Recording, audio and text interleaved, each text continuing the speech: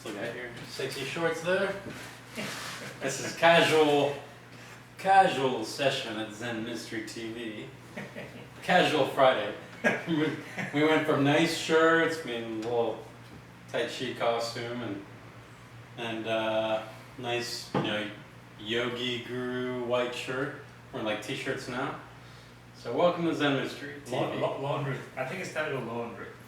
Yeah, probably. All my guru shirts are dirty. Yeah. In the dirty laundry. Something like that on my end. So welcome to the Mystery TV. Yeah, welcome. The place where the cool cats hang out Yeah. and drink tea. Yes, and smoothies, little power smoothies. Our Very smoothies, nice little shots. organic teas, and fun stuff. So Yeah, so we got some interesting things, some little controversial things going, I think, for this session. You do? I think so, maybe. You got two? I know you got a little bit. I've got some too. You want to start with your controversial thing? I want to hear yours first. Okay, there is an interesting thing. How do you feel like the spiritual industry patenting things? There you go. Okay. How we patent some Tai Chi moves? Well, AP's broke. tell me what the story is. There's some interesting things out there. So the story is there's a company out there called Yoga Glow, a very popular website for streaming yoga classes, right? Where you sign up, I don't know, monthly membership, whatever. Right. Or do their thing. There's a few of them, so this is like one of the bigger ones. Okay.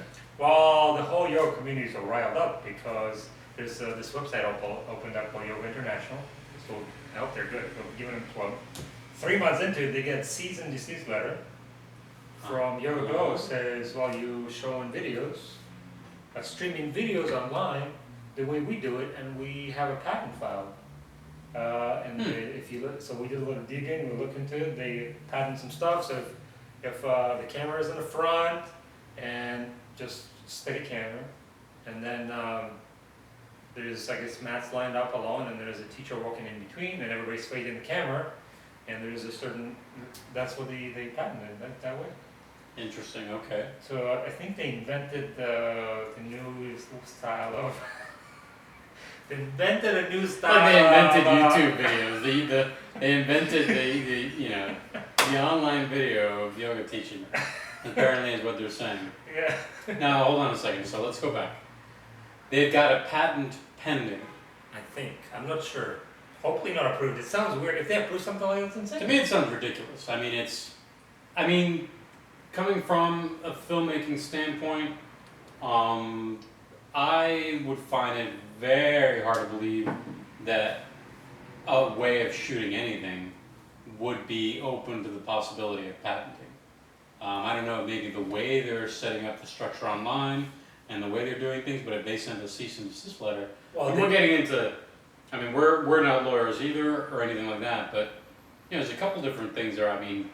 I did study a little bit of, legal process and this sort of thing, and I do have a background in film.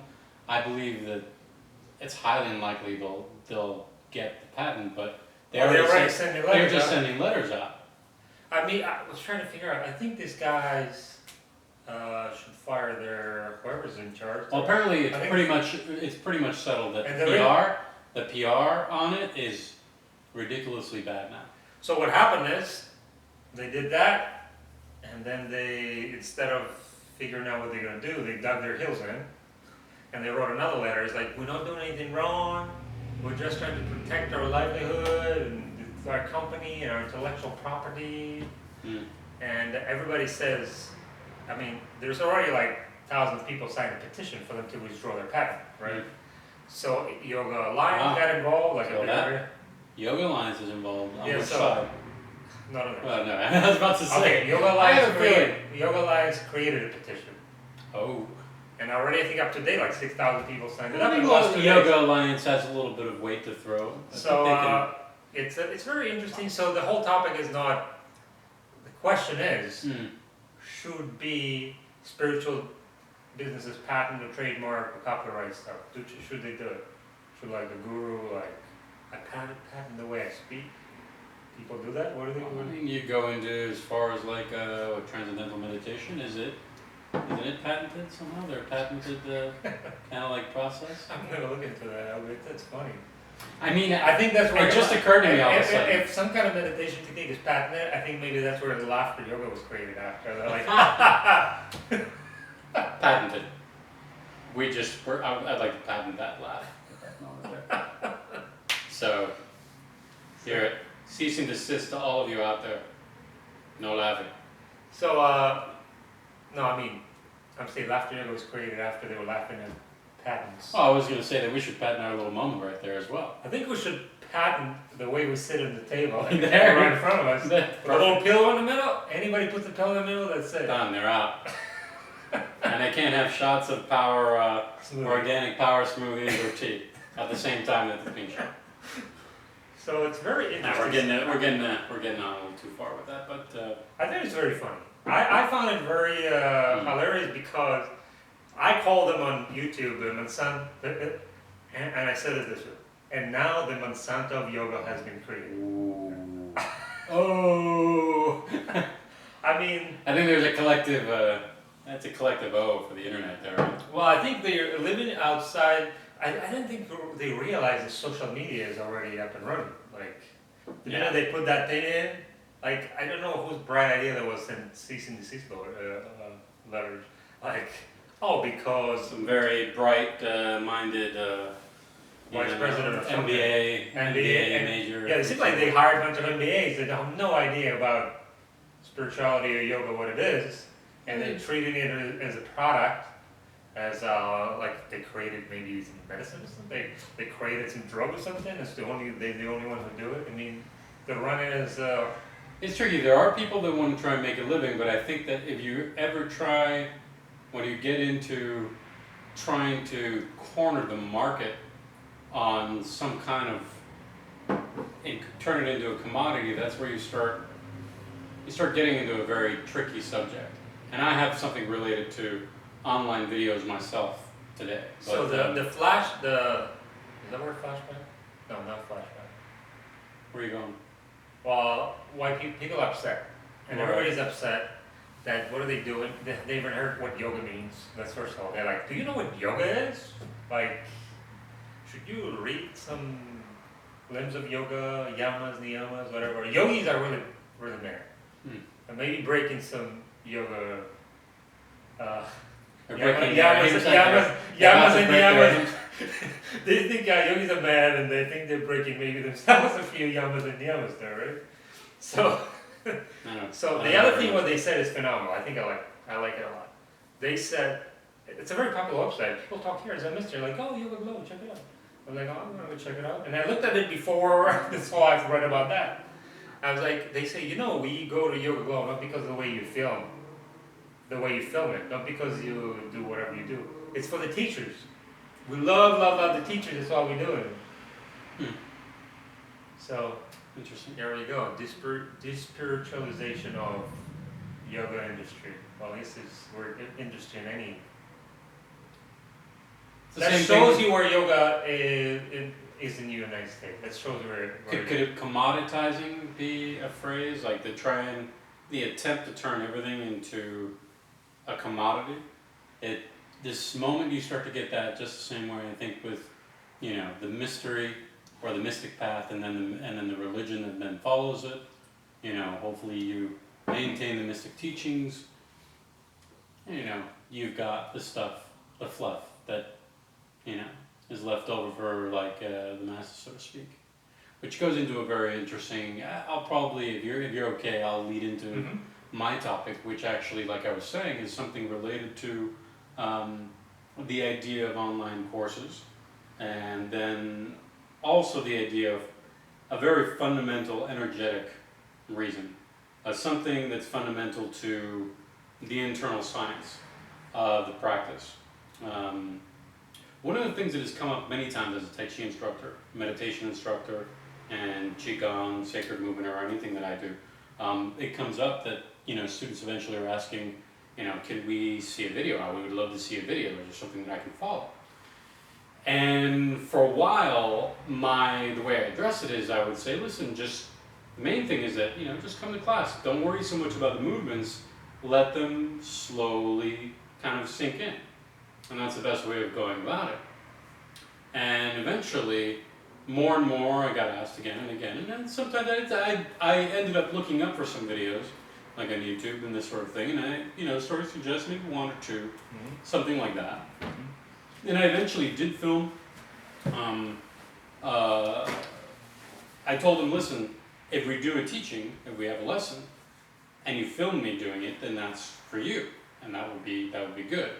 It's applicable to you, and we do the lesson ourselves. Now, I thought that was useful, but it is getting into an interesting situation where it would be nice to create a way of making some of the techniques more available to a wider group of people, to serve a wider group of people. But there's a caveat. There's a trick to all this, and it goes back to my studies with one of my teachers. And one of the things that he revealed and he talked about, which is the reason why I'm a little reluctant, been a little reluctant to going ahead. And I think we've got some company. We'll have to talk. How you doing? How can we help you? Oh, I see that. Okay, we're back again. We had some company. So, all right. So I was on my soapbox. I was giving my my lecture. I think it was boring. I think you ought to try again. Obviously. Blah, blah, blah, blah, blah, blah, blah, blah, blah, blah, blah. Yeah. So get to the point, please. I'll get to the point. One of my teachers had instructed, and there are some people that are also asking him, what about a video? If there's any videos we can take a look at. And he said he's not interested. Now eventually he did do a video, and I talked to him about it, and he brought up something that is very, very intriguing. He said, the issue is why I don't have them and why I don't really go into using them is this. The person that is coming in to learn from the individual that is teaching, if the person has a true teaching to give, that person has crystallized or organized their own energy on a certain level through the practice.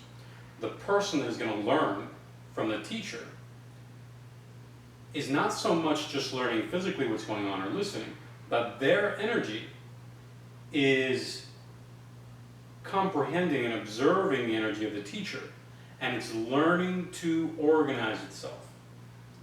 When we talk about coming into a teaching out of being very kind of disorganized, disparate ideas, our ideas are all over the place and our feelings are all over the place. Generally what you come to when you approach the teaching, whether it's yoga, whether it's Tai Chi, whether it's any kind of meditative practice, is that you're coming there because you're looking for a set of organization, a bit of organization internally, with which you can settle into a more peaceful, more vital internal space. You don't have this available really through video, especially if it's not live. So that is one of the main detractors. One of the main detractors to the entire video situation. Now, it is not to say it's not possible for an individual to watch a video and learn something that's valuable, because ultimately your internal space and how you're going to go on your path is yours. Well, I'm going to disagree with you. If your teacher didn't have the skill to be magnetic through the video, that's his problem. I don't think I have the skill for magnetic video to be a magnetic through there, but I think you do. You have a certain charisma and magnetism. Okay, having said that, it's a joke. A little. He's dead, so it's not gonna. Not funny. So what I'm gonna say is there is certain levels in every teaching. I think some beginner stuff is okay through the video. I think any level of stuff is going to be useful through video. There has to be some movement involved, which is good. Yeah, and then you leave the advanced stuff for workshops and things like that. Could be that. Nonetheless. So what's the point? What's the point of the speed? Nonetheless, it's like having. It's like somebody talks about an amazing herb, right? The most incredible, amazing herb from a certain jungle, and and this is what everybody needs to have. This is what's good. It's going to change our lives. It's going to be whatever. And then you have, it becomes a business, and you have these crazy farms, pumping it out like clockwork, boom, boom, boom, boom, boom. And, you come around and you realize that somehow it's not having the same effect as it did when it was in the jungle and it was where it is. Because generally speaking, things come as an organic whole. The same thing with a practice that comes from a deep practice of the teacher and a lineage. There is a certain kind of spark that has to be lit from the fire. And to a certain degree, you know, it's tough to light the flame without the original fire present. So I'm still trying to figure out what's the point of your story here. You're just playing dumb, aren't you? You are. Bastard. What are you trying to say? No, it's really it. That when you're talking about, for example, the videos, we're talking about patenting the way that it's shooting, however, even so, it's pointless. A little music running somewhere. I've got all kinds of distractions today. You want to go ahead and cut again? His phone's still on. Unprofessionality. And we're already in t-shirts. Hello? He even picked it up. Yeah, I forgot to send his phone. What's up? I think I'm going to cut right now. I'm going to come back in a second. You good? Alright. Alright. We paused for a moment, and even the moment that he paused, he's starting to come up with an argument for how and why. So the point, you know, a video is going to be. I'm trying to figure out. Well, I think he's trying to talk himself out of creating these Tai Chi Yuan websites. But that's the other point. So no, the point is that's useful. That's useful. The argument is that There's no argument. There's a certain reality to it. That's it. There's no argument. Okay. Now it's not simple. It's not clear cut. So which is, I think, is where you're going. The argument you closer to me. You're gonna smack me? That's how he wins arguments. He punches me sometimes. Yeah, I'm trying to get him to He's shut the Russians. Yeah. He's like, oh, there's the argument. No. Karate chops me in the neck. The argument we have here is, I feel there's a certain. It's not an argument. There's a. The conversation we have in here is. It's not such a simple, clear-cut thing. It's a little complex. But go ahead. You're gonna let me finish my sentence. All right, I'll let you finish. Okay, so the 2 points of view we have here, and I think we actually came. I kind of grasped it. What's going on here? The point. There's 2 points of view. Is that can you connect to a teaching anything but a live in-person presence, right? Do you have to, in your teacher, whoever you love there, can you connect with them through anything but their presence in person while they're alive? So that would bring a question is, can you be initiated in a lineage when the teacher is already dead?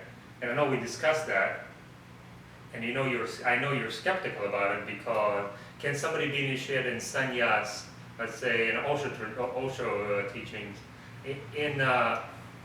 since Osho passed away 20 years ago? Now you believe you know my position on it. So I know you're very skeptical about it. I'm skeptical about everything. So I think a lot of people would disagree with you because their experience is different. I'm okay either way with you or what they believe. It's fine. So I think it's possible. I'm not interested so much in beliefs. It's what's happening, what's occurring. Their experience internally. Is that it's happening. Wonderful.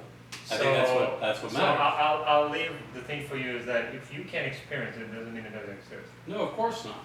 No, I would agree.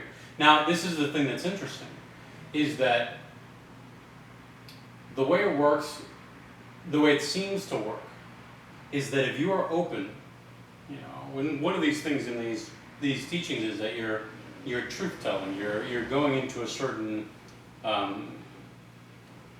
truth about reality, you know. Generally, the case is that to relay that truth, it's beyond words. It's in the energy makeup of the individual who's giving themselves to that teaching, that living teaching in that person, right? If the living teaching and the person is open and sensitive enough and they're surrendered enough, the universe, existence, however it is, it enters. And that's always the case. Now, there is that possibility. The likelihood of it working like clockwork, just that's the way it goes, I find it highly unlikely. So I find that some people may be in that place where they can, you know, be initiated and in that way, but I think that it's not such a cut and dry thing. I think some people could have, you know, difficulties doing it. And I would say that although you can go ahead and enter and learn a lot of the details of the specific movements, specific techniques, specific procedures, and you can watch a wonderful video on Osho or from Alan Watts, and it can have an incredible effect. Alan Watts? Well, I like some of this stuff. Some people have a great experience with it. Great experience. For you, same thing. Well, my experience, It's what I it's. think he was an alcoholic dude, just rattles that professor dude. Maybe he was an alcoholic and, a total Buddha. Hey man, I heard some pretty good haiku from some pretty drunk Buddhist masters out there apparently. So, that's beyond the point. So, Well, now, what I'm saying is that different fools for different fools. I'm not going to smack you. no, I'm just You're the copying, smacker. I'm just copying your hand.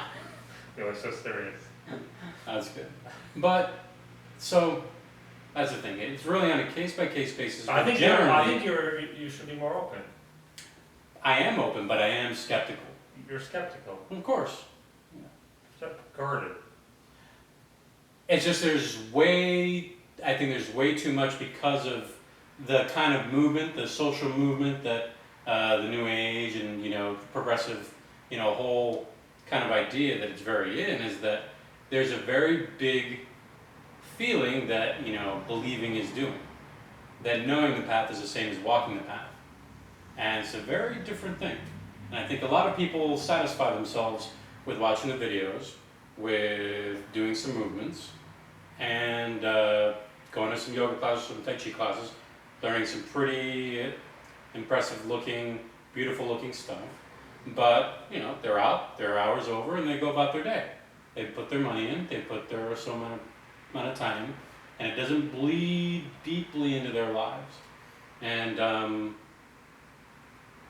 well, that's just the way it goes sometimes. Well, the other question is an interesting thing to discuss is we are living in an era of, I would call it shareability, right? Shareability. Yeah, I don't know if the word exists, but I don't know if it means anything. But so, we live in an era where sharing is embraced. The new generation, to them sharing is a second nature, right? Sure. And I think the age where the teachings, or anything hidden, even corporate secrets or spiritual secrets, any kind of secret, the era of, well, I give it to you when you're ready, is gone. I think it's just going to happen now. I think that thing is gone. So I think everything should be available. People should share, and I think available is one thing. It's like it rains. It rains everywhere. Because there's no part of nature that says, I'm not going to, well, to a certain degree, it's not going to rain there. But for the most part, it rains pretty freely. You'd be surprised geoengineering a little bit. I don't know if you know about that, geoengineering. Sure. So let's say Modify the weather a little. I don't want to rain. We're not going to do rain. Well, but for the most part, I could say it rains pretty freely around the earth. Right? So I would say it's the same way. Even if it's raining down, there's going to be certain fertile ground, and there's going to be certain ground that's going to be like rock. And it'll be the way it always is, and it shifts around a little bit. Now, there is going to be prime conditions for the seed to take root, for the rain to take root, and for the right nurturing to be going on. And that's it. So what you're hoping for, or what you're hoping to cultivate, just like for example here at Zen Mystery, and many other wonderful places that have that, is that you create a nurturing environment for both seeds to take root, for the rain to nourish that, and nutrients to nourish that, and that it's strong, it's juicy. Well, I'm definitely, and I actually have to learn something, right? For me, the tendency to share is stronger than the tendency to keep it. Mm-hmm. So I actually have to cultivate is patience and the right moment for people to share, not to give people too much that they can't handle, because if you give people too much that they can't carry, they'll drop everything. Exactly. So that's it. But so it's a little balance in the era of shareability. Yeah. Hopefully that word means something that I think it means. So it works. I think it works. So we just made it, even if we're using shareability. And we are patenting shareability. Zen Mystery TV, it's done. So don't you dare use it. Okay, so I guess the next story, and actually something close to your heart, right? Something I always was wondering. It's like, You know, I love Tai Chi. I love Tai Chi. I don't do it. I know, that's why I laugh. I love Tai Chi. He loves reading about Tai Chi. I don't even like He reading. even likes watching it. Yeah, that's why I need a website where I can stream some Tai Chi videos. And he's convincing me, he's convincing me. Slowly but surely. So I love Tai Chi. So to me, the whole dilemma about Chen Tai Chi and Yang Tai Chi, it seemed like to me, Yang Tai Chi is a little closer to my heart. Mhm. I don't know why. It's a little prettier. It's like a little dancing, little balletic kind of like movements. You know? You're Russian after all. You're Russian after all. What's not to like? Swan Lake. Yeah, exactly. It's like, So it's just very and there's beautiful. a whole. So I started looking into it. I'm like, where did it originate? I look at all the charts and blah blah blah. This dude, It's that dude, pretty that controversial. that village and this village, Pretty this and controversial. that. So It's not to knock any styles. Yang style is a wonderful style. So is Chen. and The then there's- original, there- the there- ancient and then style. there's Wu style. So There's there's Wu three, style as three well. major styles. Three major styles, And but apparently Wu and Yang is very similar. very similar. And It's Chen Tai large Chi- circle versus So small to circle. me, until I get to the main point of the story, another thing I discovered is it originated. So it splits in interesting things, right? You feel like Chen Tai Chi is more roots in martial arts, Mhm. or Yang Tai Chi has more roots in being natural, right? Just flowing, right? It's a little flows more, right? From my limited experience. Yes. You put From your together- living experience, yes. You put together Carry on. from my deep study of Tai Chi, of hours of Hours of observing Tai Chi. So it's different. But what hit me, actually, I haven't really wanted to share it right now. But what hit me is because when I was studying the history, it went back further. Is that Tai Chi originally originated as a different form. It wasn't Tai Chi Go back then. Mhm. In the Bodhidharma's, the father of Zen, is a myth. That's a myth. The Bodhidharma, Yeah, this is father what of Zen, that he created not just tea, but also he created some movements because his students were out of shape, and he wanted to, sitting all day, so, you gotta move a little.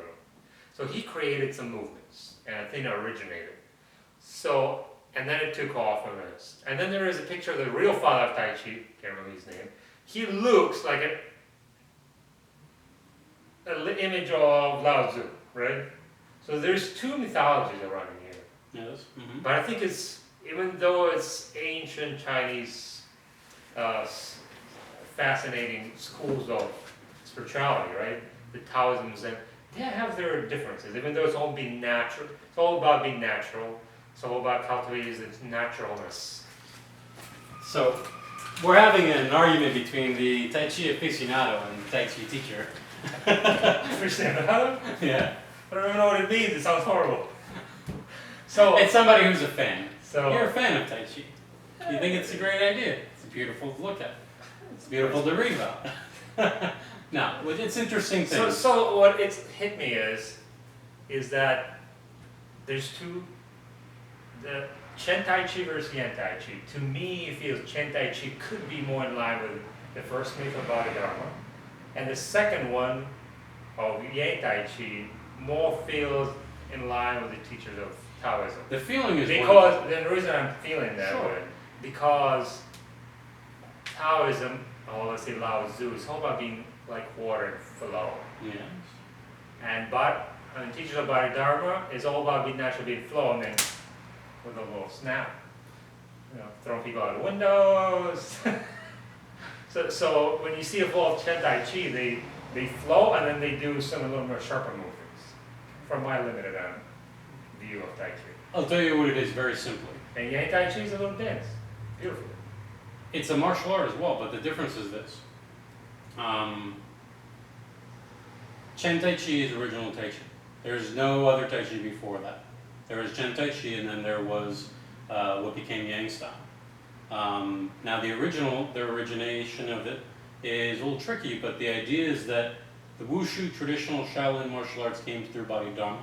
There is internal Neigong, like internal martial art teachings that is also in Shaolin, but that kind of like somehow cross, like seeding kind of like situation happened between Wudong Mountain, where there was also a center of big time martial arts monasteries, and then the Shaolin Temple, which is more, well known. Now, how it traveled down and how it became so centered on Chen Village, and there was like a place in which always a certain amount of time in which sometimes a certain art or a certain practice has a sweet spot. Chen Village and many of the lineage holders that came through there were later on, and it's very debatable who was the first person and where when. There's certain kind of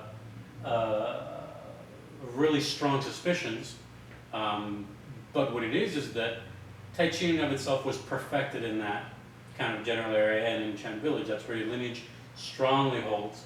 The Yang Tai Chi came from a certain individual finally outside of the family, last name Yang of course, who became extremely proficient and also took the martial art in his own way. It's his own way as well. Now, what happened during the Chinese Revolution for Tai Chi to seem like it was a very medicinal thing? It was a martial art, because for the most part, any Neigong, Qigong type of practices, internal practices, were wiped out and were highly, highly regarded suspiciously by the Chinese government. So you see the huge proliferation of something that's very beneficial and government approved, the Yang style, which seems very unmartial-like, seems very beautiful, very poetic, very beautiful to see, with a Chinese ballet, And then you've got the stuff that pretty much went underground and stayed in little back village, Chen Village, which still does have this incredible heightened tradition of having been a certain verifiable lineage of bodyguards for the emperor, who there was nobody for many years who was able to get to him. So the interesting thing to me, it brings a little interesting point here, is that to me, since originally Tai Chi was started as an internal spiritual practice, right? Qigong was. The Tai Chi in and of itself became something else. Tai Chi was an internal practice, but for martial arts. It was never. It was never not a martial art. So that explains then, because when I see, I see that Tai Chi could be an internal practice. Right? It is an internal practice. I can see even it to be a spiritual aspect through martial arts. Mm-hmm. But what I see is happening is that, so if it's all about being natural, yes, that's always, the philosophy. Always be natural. But what I see is that all these advanced students and teachers, not all, whatever I've seen, right? So all the selected big names, right? Mm-hmm. I see the body is natural fluid. Yes. But the mind is as solid as a rock. It's a tricky thing. So what I see is that, I guess with any teachings, you can take it to... You can go only skin deep. Skin deep. Even though if, many levels, physical, emotional, even, mental, it can really go deep and really help you. But I guess you can put walls deep enough that even these powerful things like Tai Chi or yoga cannot penetrate. And that kind of, we maybe move into the next story. Well, the final thing, and it may need to make it short because we've kind of gone on a bit today, is along with these entire lines and that core of the internal practice,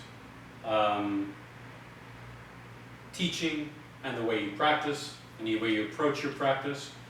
My last kind of topic and why I was coming into, for example, with the idea of teaching through video and this sort of thing, and that it has certain benefits and it depends on the individual. But teaching in and of itself, for me, and something that you see constantly, is that